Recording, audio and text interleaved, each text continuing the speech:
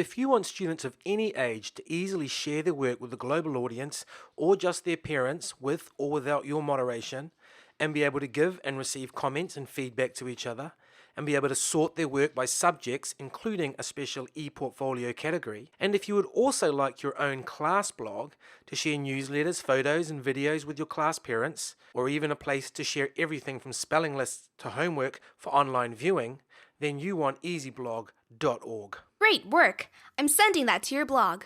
I want to give you a quick overview of our new edu-blogging service, Easyblog.org, which will be coming really soon and will certainly be available for the new school year. So this one has been set up with these bloggers already. The first profile you can see there is the teacher's profile, and the other ones are the class members. Now, one of the very cool things about our app is that if you are using your iPads in a one-to-one environment, you can easily remove all the other profiles from this app except for the students who owns that iPad. If you are in a shared iPad environment, you could leave 4 profiles on this iPad and clear the rest. But what's really cool is, what if you're sharing your iPads with another class? No problem. You can simply log out using the log out button down here, and then the teacher next door can log in and her class's profiles will appear. So let's just take a quick run through now. One of the really cool features is a nice little audio help here, which in fact is the voice of my daughter. Hi, I'm Evie. Tap your picture or name to get started. If you can't see it, tap the arrows or swipe sideways. Let's say the first student wants to make a post today. So she taps her profile.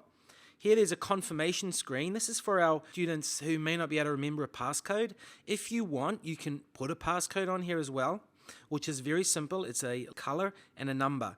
So yes, this is me. What do you want to do today? Do you want to make a video, photo? Do you want to visit the blogs? Do you want to type something? Okay, let's take a quick photo. In fact, I've already got a photo. So I'm going to choose a photo. There's a photo of a drink my daughter made yesterday morning. I'm happy with that photo. Would I like to talk about my photo or just publish it? This teacher, when they set this blog up, has elected to use subjects.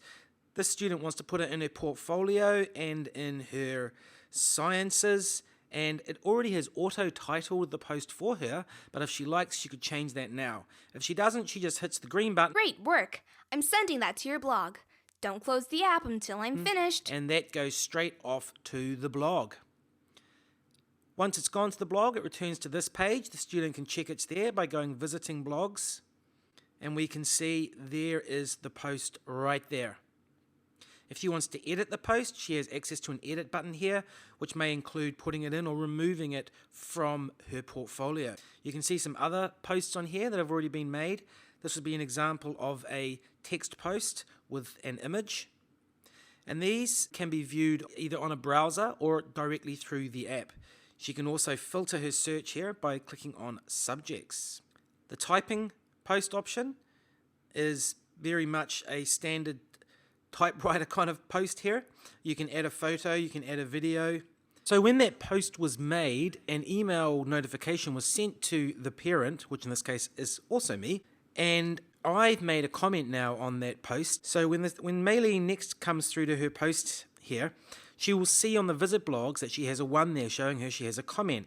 So when she taps on that down below, she can see the comments. Now, something we learned from our experience with Easyblog is right up into grade 1, grade 2 on not such a problem, the kids get comments and they can't read them. So what we've done is that we've built in Siri to be able to read these comments for us. Tap the gray button to listen to your comment. To keep it, tap the green button. To delete it, tap the red.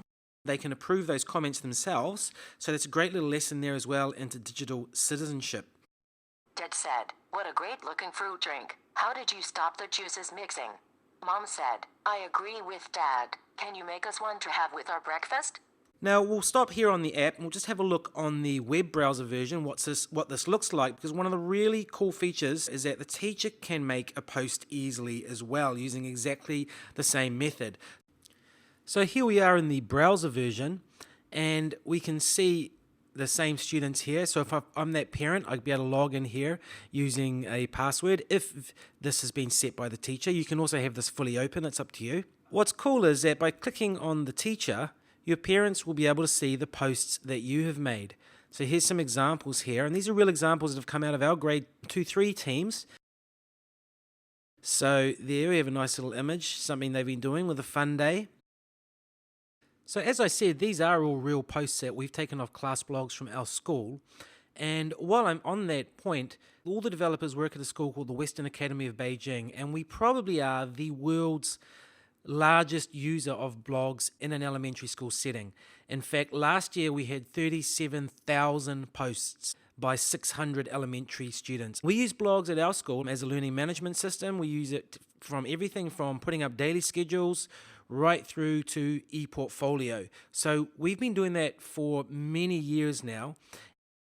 And Easyblog really is a culmination of all the experience that we have gained right in this teaching environment and the experience that we've also gained with the development of our Easyblogger and Easyblog Junior apps. A quick look at the settings screen, the teacher's settings screen, which is protected by a password because you don't want the kids to be able to change these settings. There are basically 3 ways that you can control the settings. By tapping on the teacher's name, you have access to change the name of the teacher post. You can just tap to change that. That's what will show on the blog itself. If you put moderate posts on before a post is published, you'll get an email about it first. These top ones are all specific to the teacher's account. But from password protect below, these 2 are generic.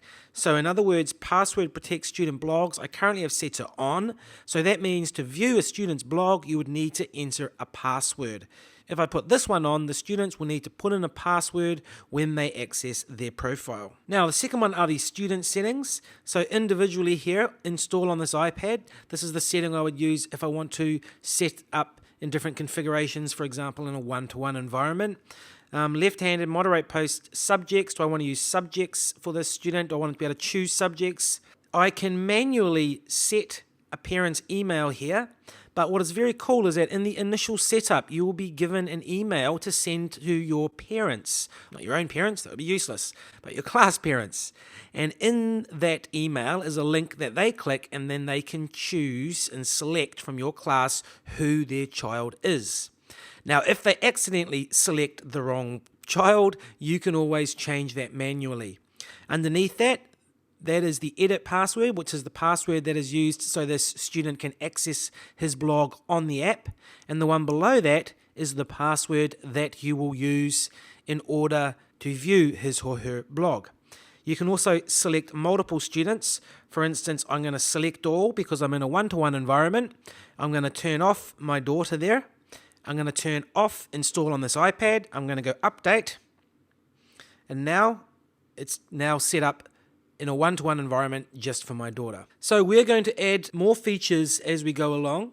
We already have, I think, something like 64 features lined up that we will continue to develop. We're really interested and excited about getting in touch with some early adopters. So if you would like to be one of those, please send us an email, and don't forget to register and subscribe on Easyblog.org. We will have a free tier with a limited amount of space, and beyond that, our pricing will be significantly cheaper than anyone else. So I'm going to sign off there because my brief overview has already been far too long, but please don't hesitate to contact us if you have any questions.